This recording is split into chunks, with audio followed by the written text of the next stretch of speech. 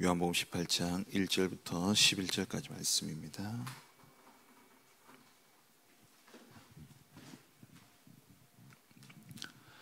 요한복음 18장 1절부터 11절까지 말씀을 교독하겠습니다. 예수께서 이 말씀을 하시고 제자들과 함께 기드론 시내 건너편으로 나가시니 그곳에 동산이 있는데 제자들과 함께 들어가시니라. 그곳은 가끔 예수께서 제자들과 모이시는 곳이므로 예수를 파는 유다도 그곳을 알더라. 유다가 군대와 대제사장들과 바리새인들에게서 얻은 아랫 사람들을 데리고 등과 횃불과 무기를 가지고 그리로 오는지라. 예수께서 그 당할 일을 다 아시고 나아가 이르시되 너희가 누구를 찾느냐? 대답하되 나사렛 예수라 하거늘 이르시되 내가 그니라 하시니라. 그를 파는 유다도 그들과 함께 섰더라. 예수께서 그들에게 내가 그니라 하실 때에 그들이 물러가서 땅에 엎드러지는지라. 이에 다시 누구를 찾느냐고 물으신데 그들이 말하되 나사렛 예수라 하거늘. 예수께서 대답하시되 너희에게 내가 그니라 하였으니 나를 찾거든 이 사람들이 가는 것은 용납하라 하시니 이는 아버지께서 내게 주신 자 중에서 하나도 잃지 아니하였사옵나이다 하신 말씀을 응하게 하려 함이라라. 이에 시몬 베드로가 칼을 가졌는데 그것을 빼어 대제사장의 종을 쳐서 오른편 귀를 베어버리고 그 종의 이름은 말고니라. 같이 읽겠습니다. 예수께서 베드로 들어 이르시되 칼을 칼집에 꽂으라. 아버지께서 주신 잔을 내가 마시지 아니하겠느냐 하시니라. 아멘.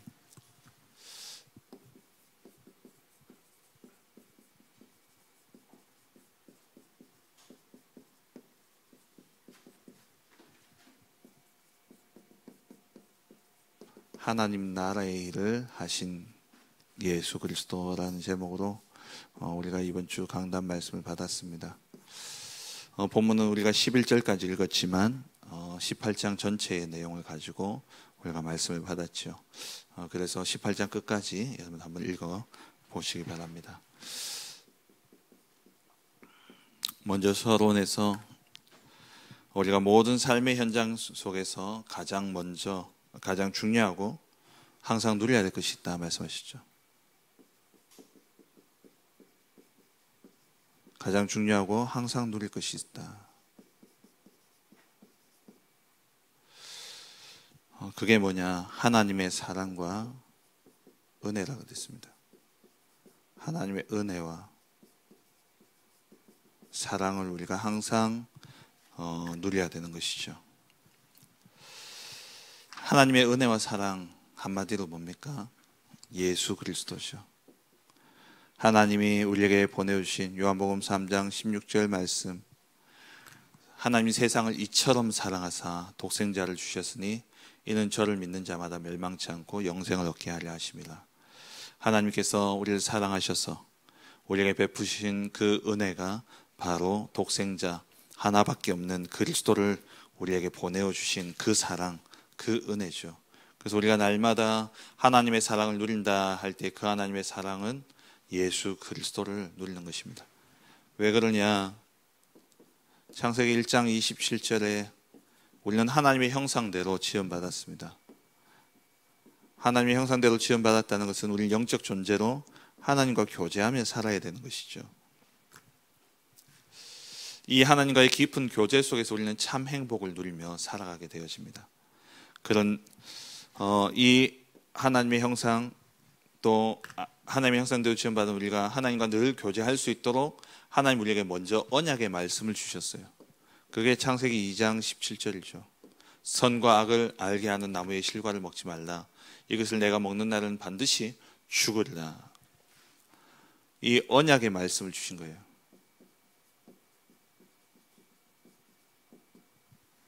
이 안에만 있으면 우리는 안전합니다.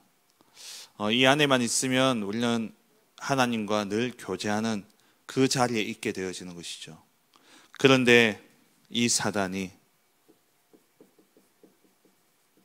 우리를 유혹하여 속임으로 인해서 하나님의 말씀이 아닌 이 사단의 말을 듣고 우리가 타락하게 되어진 것이죠. 우리는 늘 두 가지 말을 주의해야 됩니다. 사단의 말이냐 하나님의 말이냐.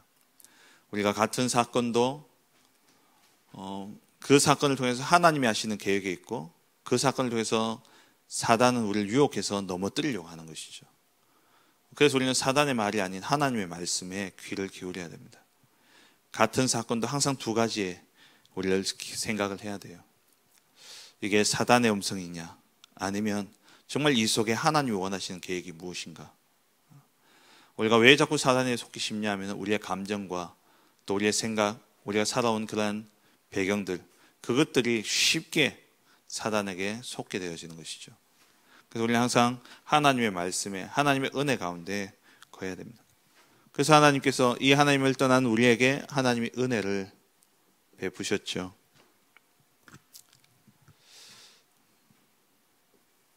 창세기 3장 15절에 타락하자마자 하나님 찾아오셔서 저주 이전에 우리에게 주신 은혜의 말씀, 여자의 후손을 보내어 내가 뱀의 머리를 박살내겠다.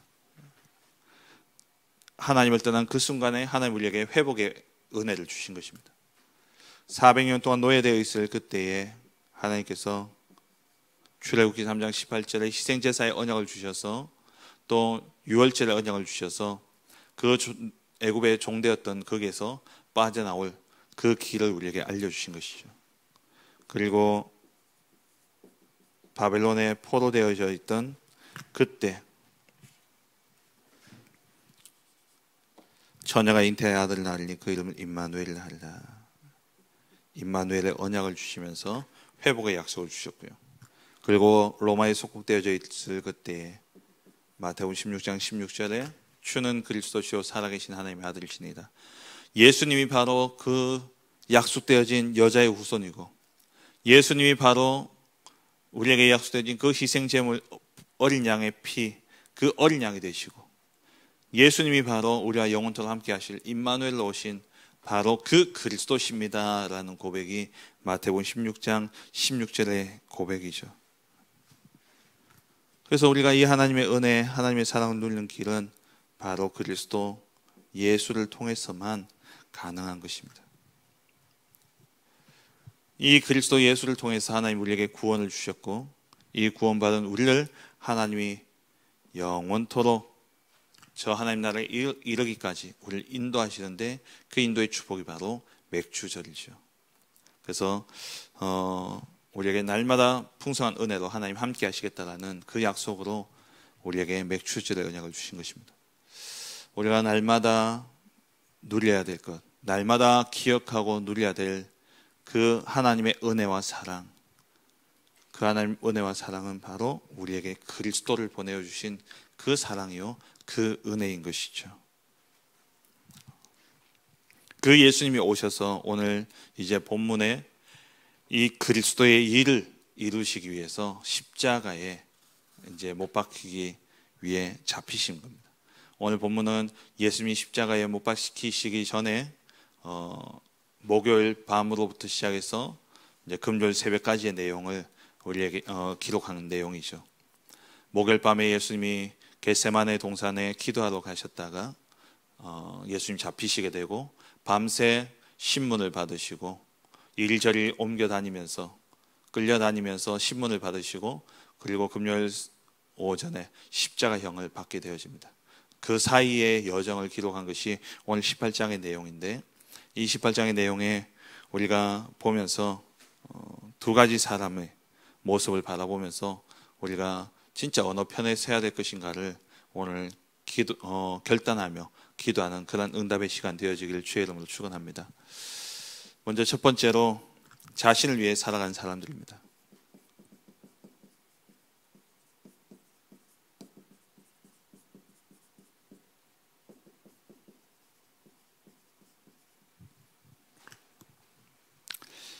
예수가 그리스도의 힘을 체험하지 못하다 보니까 모든 관심이 어디 있냐? 나에게 있는 거예요. 진짜 하나님의 능력을 체험한 사람이라면 하나님이 어떻게 역사하실까? 하나님이 원하시는 일은 무엇일까? 하나님이 이 일을 통해서 무엇을 하기를 원하실까? 그것부터 고민하고 거기에 대한 답이 나오기까지는요, 기다리는 겁니다. 그런데 많은 사람들이 뭐에 빠르냐? 이익에 빠른 거죠.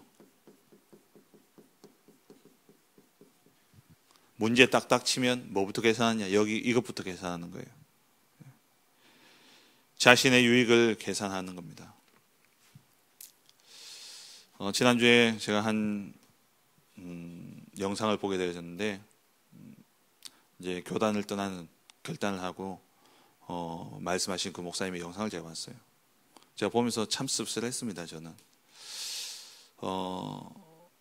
본인은 뭐 여러 가지 이유 때문에 이렇게 나간다라고 하는데, 제가 보기에는 저는 그 20분 가량 되는 영상을 보면서 제 마음에 어떻게 이래서 이런 상황이 벌어졌고 이런 일이 일어났기 때문에 나는 우리와 우리 교회와 우리 성도들을 위해서 나는 결단했다, 나간다, 이렇게 이야기하는데, 제 마음이 왜 씁쓸했냐니까는 단 한 번 한마디도 하나님의 뜻과 하나님의 계획에 대한 말이 없어요.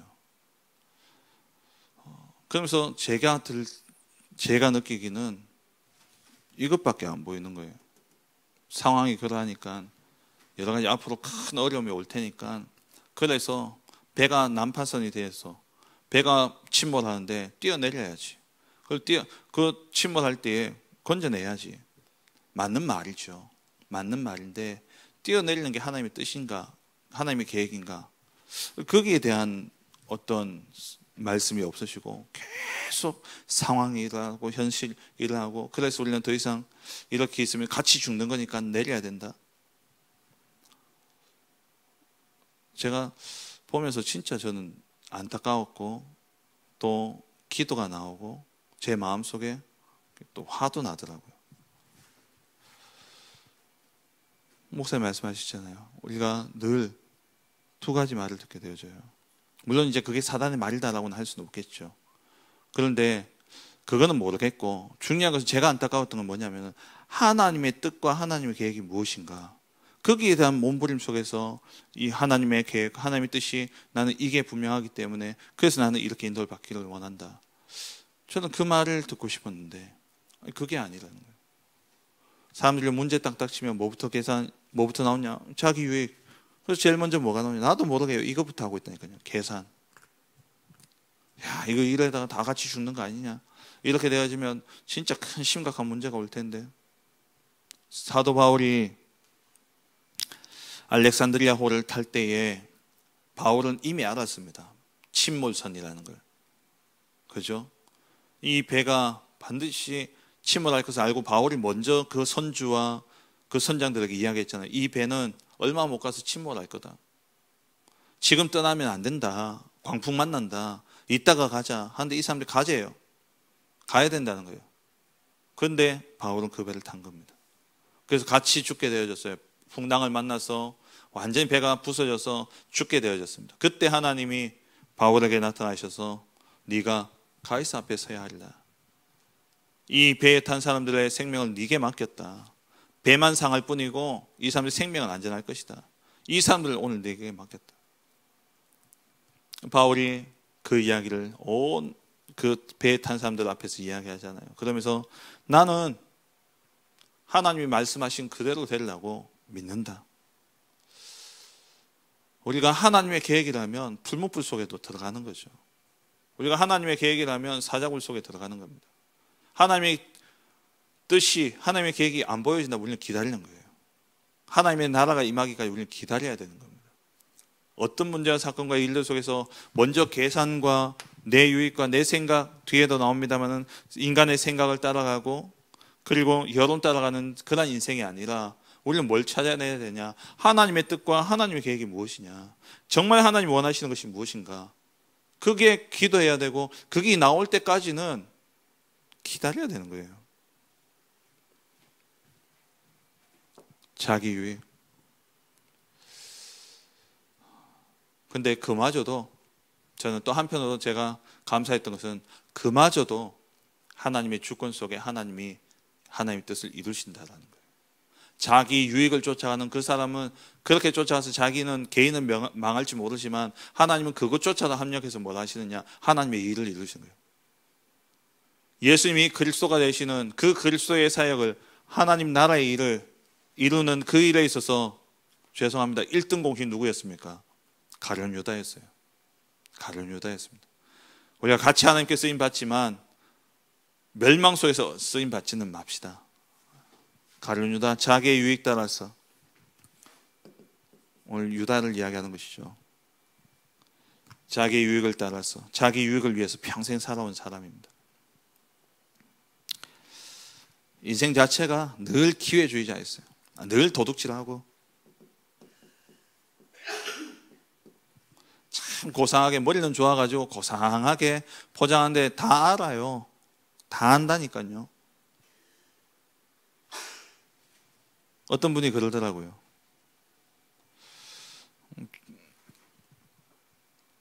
그 전에부터 나는 학교에서 수업을 들으면서도, 그분의 강의를 들으면서 나는 그런 걸 느꼈다. 저는 잘 몰랐거든요.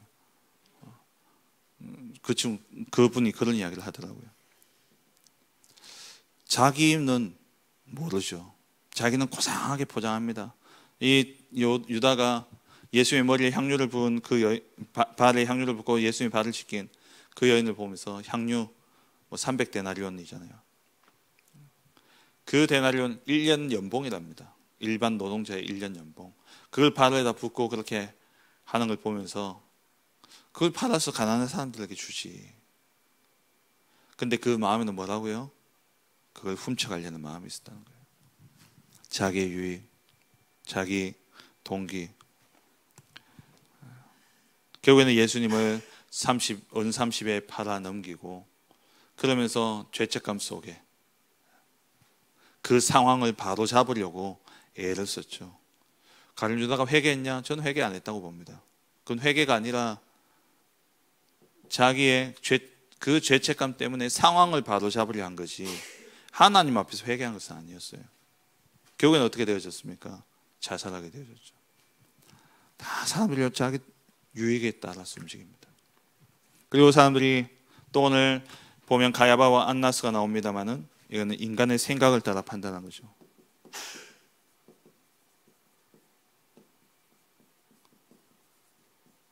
지극히 인본주의적인 생각 속에서 판단한 겁니다.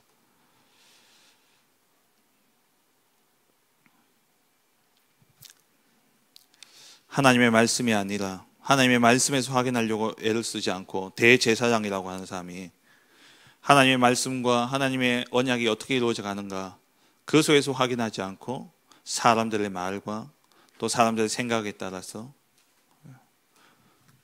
자기의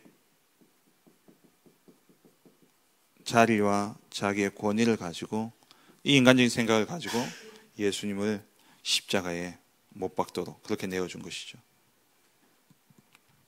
우리가 하나님의 말씀 따라가야 되는데 자꾸 사람들이요, 자기 생각에 옳은 대로.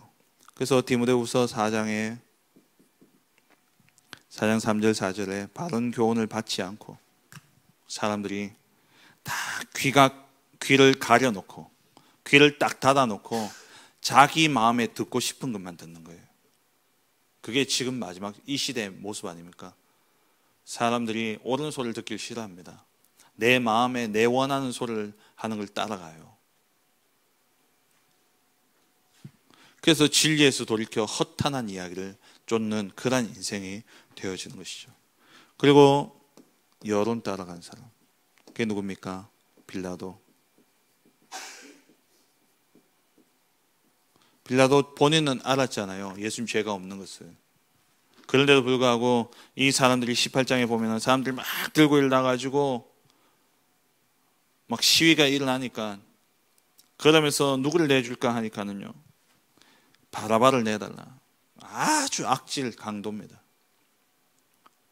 그 여론 따라서 움직인 사람이 누구냐? 빌라도였죠. 우리는 정말 내 유익, 내 생각, 그리고 다른 사람의 소리, 그것을 따라가는 것이 아니라 우리는 오로지 말씀 따라가야 됩니다. 하나님의 뜻과 하나님의 계획이 어디 있는가, 그걸 찾아내야 돼요. 하나님 뜻이 분명하다면 그때 움직이는 겁니다. 하나님이 어떻게 이 일을 이루어 가실지는 우리는 아무도 몰라요. 지금 이 분위기 속에서, 이 상황 속에서 당장 내가 죽을 것 같고 내가 입는 손해가 클 것 같고 정말 이것은 내가 여기 함께하면 안 될 것 같은 그런 상황일지도 모릅니다. 내 생각에는. 다른 사람이 또 그렇게 이야기해요. 내가 살아온 그런 틀에서 보니까 그래요. 그런데 하나님은 그 속에서 무슨 일을 이루어 가실지 몰라요. 지금 제자들 보세요. 베드로의 마음이 어떻겠습니까? 똑같은 마음 아니겠습니까? 3년 동안 배도 다 버리고 진짜 올인하고 쫓아왔는데 이 예수님이 죄인으로 이제 죽게 되어진 거예요. 그러면서 이제 예수님을 따르는 사람들도 이제 같이 몰아가는 겁니다. 그 자리에서 베드로가 예수님을 부인했던 것이죠.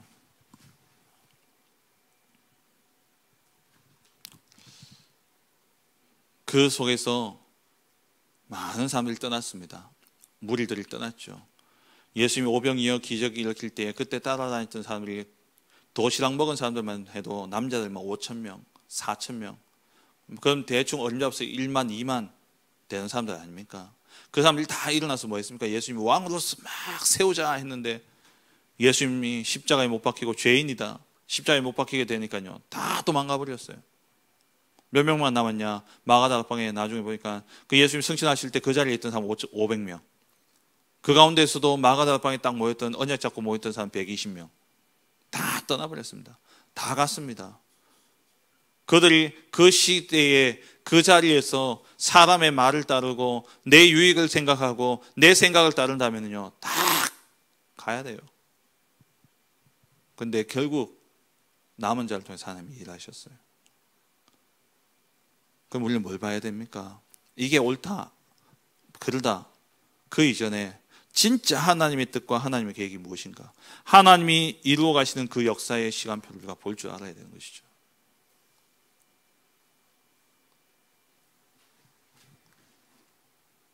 그래서 우리는요, 말씀 따라가야 돼요. 시편 119편 105절에 주의 말씀 내 발의 등이요 내 길을 비치니이다. 목사님을 통해서 주시는 말씀도 말씀입니다만은 진짜 여러분 성경을 통해서 확인해 보세요. 하나님의 말씀을 가지고 사도행전의 역사를 보면서 한번 보시라니까요. 사도행전의 역사를 보면서 사단의 역사와 하나님의 역사를 보세요. 그리고 바벨론 시대를 바라보면서 그 시대의 다니엘과 세 친구 에스더, 그 속에서 진짜 하나님의 길을 간 사람들과 여론과 사람의 생각과 또 자기 유익을 위해서 갖는 사람들 찾아보시라니까요.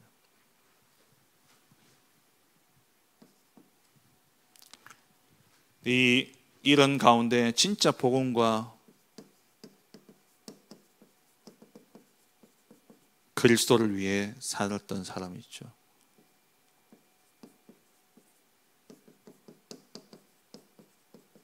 그 사람이 오늘 베드로죠. 깨끗하냐? 깨끗하지 않아요. 니는 깨끗하냐? 안 깨끗합니다. 그런데 하나님은 깨끗한 사람을 쓰는 것이 아니라 진짜 그리스도 안에서 죄사함을 입고 그리스도 안에서 정말 회개하는 자, 그 사람을 통해서 하나님이 일하시는 거예요. 베드로가 예수님을 3번이나 부인했잖아요.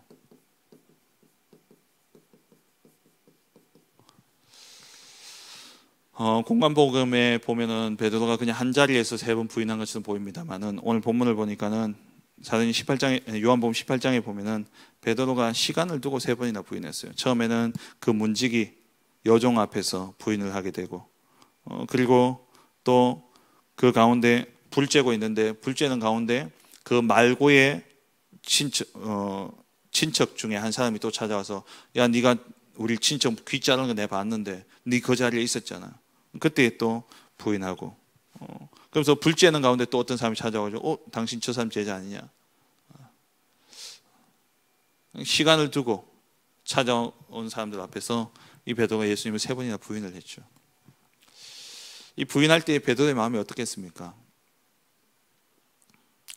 어떤 성경에는 제가 공간복음 가운데 그렇게 있죠. 예수님과 눈이 마주쳤다라는 내용도 있어요. 그리고 닭이 3번 울기 전에 예수님 분명히 요한복음 13장에서 네가 닭 울기 전에, 새벽 닭 울기 전에 나를 3번 부인하니라 그랬는데 이 닭이 우는 소리를 들었을 때 베드로의 마음이 어떻겠습니까? 자기의 연약함 때문에 우리가 그럴 수 있어요. 내 육신이 연약하기 때문에 우리는 쉽게 범죄할 수 있습니다. 그런데 중요한 것은 뭐냐? 어제 오후 예배 때 말씀드린 것처럼 진짜 회개는 사실 어디서부터 시작되어지느냐? 하나님이 하게 하시는 겁니다. 진짜 중생 입은 다시 태어난 사람은요, 죄와 함께 살아갈 수 없습니다. 그럼 죄를 안 짓는다는 말이냐? 아니에요. 육신을 가지고 있기 때문에 우리 육신에 약한 이 죄성이 아직도 있고 이 사단의 영향이 있기 때문에 우리는 죄를 짓고 넘어질 수 있어요. 그래서 제가 늘 말씀드리잖아요. 죄 안 지으려고 애쓰지 마시고, 그렇다고 죄 지으려고 노력하는 것도 아니지만, 죄를 안 지으려고 애쓰는 게 아니라 언제든지 실족하고 넘어졌을 때에 내가 그리스도 붙잡고 은혜의 보좌 앞에 담대히 나오는 그 훈련이 되어져야 돼요. 내가 부끄럽고 내가 수치스럽더라도 정말 하나님과 사람들 앞에서 내가 죄가 드러났을 때는 진짜 엎드려서 하나님 앞에, 물론 드러나지 않아도 그래야 되겠지만 드러나도 안 하는 사람들 많더라고요. 정말 중생한 자들이라면, 예수를 그리스도를 믿고 하나님이 이 사람을 먼저 우리를 구원하실 때에 하나님 택하시고 하나님 부르실 때 우리를 먼저 중생케 하시고 회개하게 하십니다. 죄사함을 받은 자에게 믿음을 주시고, 죄와 하나님은 함께 하실 수 없기 때문에 우리의 죄를 회개하고 그때 하나님 우리와 함께 하시고, 그러면서 우리가 의롭다 칭함을 받고 양자가 되어지는 것이죠. 그 양자 되어진 자를 하나님이 끝까지 인도하셔서 성화시키셔서 영화의 단계에 이르게 하시는 겁니다. 그게 하나님이 이렇게 가시는 구원의 역사, 구원의 서정이에요. 베드로가 예수님을 만난 부끄러움 속에서 이 베드로가 도망갔죠. 근데 이 회개할 기회를 하나님 주신 거예요. 우리는 여러분 반드시 기억해야 될 것은, 정죄를 우리는 할 수 없는 입장입니다만은 우리는 죄인이기 때문에, 그럼에도 불구하고 우리가 사람들 향해서 정죄해야 될 필요가 있죠. 죄다라고 해야 돼요. 그 정죄의 이유를 분명히 아셔야 돼요. 벌하기 위해서가 아니라 회개할 기회를 주는 거예요.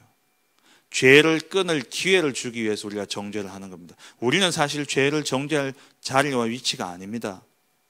근데 우리가 왜 교회 안에서 정죄를 하고, 물론 우리가 정죄하지 않아야 되지만 그 죄를 정죄한다는 그 의미는 회개의 기회를 주고 돌아올 기회를 주기 위해서 필요한 거지, 그 사람을 완전 그 죄로 인해서 매장시키기 위해서 우리가 정죄하는 게 아니라는 거예요. 예수님 찾아오셔서 어떻게 보면 정죄한 거 아닙니까? 예수님 찾아오셨잖아요. 요한복음 21장 15절 18절에 네가 나를 사랑하느냐? 예수님은 네가 나를 사랑하느냐 말씀하셨지만, 그 옆에 있는 사람들은 그 베드로가 예수님을 사랑하느냐라는 고백을 예수님 듣기를 원하시구나 이렇게 생각할지 모르지만, 베드로는 또 예수님은 그 둘 사이에는 네가 나를 사랑하느냐 이 의미에는 뭐가 있냐? 회개의 기회를 주는 거예요. 네가 나를 부인했지만 나는 너를 사랑하는데 넌 나를 사랑하냐? 내게 돌아오란 거 아니에요. 회개가 꼭 죄를 일일이 다 드러내고 고백하고, 그게 아니라 죄를 끊고 하나님께 돌아오는 거예요. 그럼 베드로는 완전한 회개를 한 겁니다. 맞잖아요. 그 애는 다시 돌아서지 않았어요. 예수님을 향해서. 이 일 있고 난 다음에는 사도행전 4장에 자기가 종교법정에 섰을 때 예수님을 부인하고, 예수님을 또 예나 같으면 부인하고, 그전에는 참 예수님 따라가서 그냥 어떻게 되나 보려고 했던 그 자리에서 예수님 부인했는데, 이제는 베드로가 법정에 딱 서서 야 네가 예수만 말했으니까 너 죽는다, 자기가 죽을 그 위기 속에서도 어떻게 했냐? 베드로가 오직 그리스도를 고백한 거예요. 진짜 참 회개한 거죠. 하나님 예수님이 찾아오셔서 기회를 주신 거예요. 다시 회복되어질 기회. 하나님은요 우리에게 늘 이 시간표를 주십니다. 늘 우리의 잘못을 드러나게 하시고 우리로 깨닫게 하시고, 그러면서 그때 하나님은 우리에게 돌아올 기회를 주시는 거예요. 이때 무엇을 위해서요? 진짜 복음과 그리스도를 위해서 회개하고 돌이킨 거죠. 그랬더니만 하나님이 이 복음과 그리스도를 위해 산 이 베드로를 육신적인 연약함과 상관없이 하나님이 세계 복음을 위해서 사용하신 겁니다.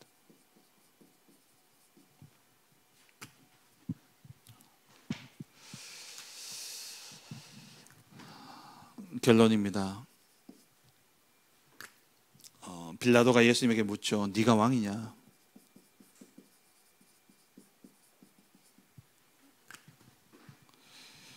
빌라도가 예수님에게 네가 유대인의 왕이냐라고 묻죠. 예수님이 말씀하십니다.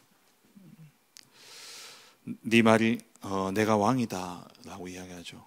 그러면서 예수님은 참왕으로 오셨는데 세상에 속한 왕이 아니라 하나님 나라의 왕으로 오셨습니다.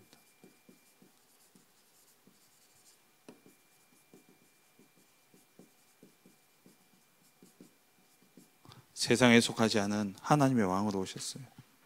하나님 나라의 왕으로 오신 것이죠.